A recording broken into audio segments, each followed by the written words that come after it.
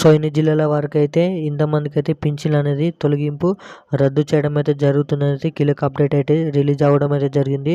So తనిఖీ చేసిన పింఛన్లలో వారికైతే పింఛన్ అనేవి తొలగించడానికి అయితే ఛాన్స్ ఉంటుందని అయితే కీలక అప్డేట్ అయితే రిలీజ్ చేయడం అయితే జరిగింది. సో ఎన్ని జిల్లాలలో ఎంతమందికి పింఛన్ అనేది రద్దు అవుతుందో, తొలగించడం అయితే జరుగుతుందో పూర్తి అప్డేట్ వివరాలు అనేది పూర్తిగానైతే వీడియోలో తెలుసుకుందాం. వీడియో మాత్రం ఏమాత్రం స్కిప్ చేయకుండా పూర్తి వివరాలు లాస్ట్ దాకా చూసి ఈ వీడియోని అనేది ఇన్ఫర్మేషన్ని మీ బంధుమిత్రులకైతే పింఛన్దారుల లబ్ధిదారులకైతే షేర్ చేయవలసిందిగా కోరుతున్నాను.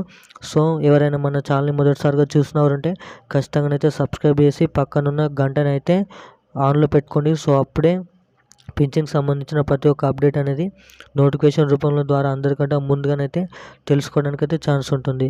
సో ఏమాత్రం లేట్ చేయకుండా మనమైతే వీడియోలోకి వెళ్ళి పూర్తి అప్డేట్ వివరాలు అనేది తెలుసుకోవడానికి అయితే చూద్దాం. సో తెలంగాణ రాష్ట్రంలో గడిచిన మేనిఫెస్టోలో చెప్పినట్టు ఈ ప్రజాపాలన డిసెంబర్ 28 చెప్పినట్టు ప్రజాపాలన పథకం ద్వారానైతే అప్లికేషన్లు అనేవి 50 లక్షల 80 లక్షల అప్లికేషన్లు అయితే రావడం అయితే జరిగింది. సో దాంట్లో పింఛన్కి అప్లై చేసిన వారైతే కొన్ని 60 లక్షల మంది కొత్త పింఛన్లకైతే అప్లై చేయడం అయితే జరిగింది.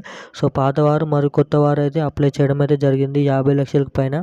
సో దాంట్లో ఎవరైతే పింఛన్లు అనేవి 2 తీసుకుంటున్నారో లేదా 3 తీసుకుంటున్నారో, కొత్త వాళ్ళు పాత వారు ఉన్న మరి అప్డేట్ చేశారో అప్లై చేస్తారో వారికైతే పింఛన్ అనేది రద్దు అయితే చేయడం అయితే జరుగుతుంది. కానీ పాత వారికి పాత పద్ధతిలోనైతే పింఛన్ అనేది రావడం అయితే జరుగుతుంది. కానీ వాళ్ళకైతే ఎటువంటి తొలగింపు అయితే ఉండదు.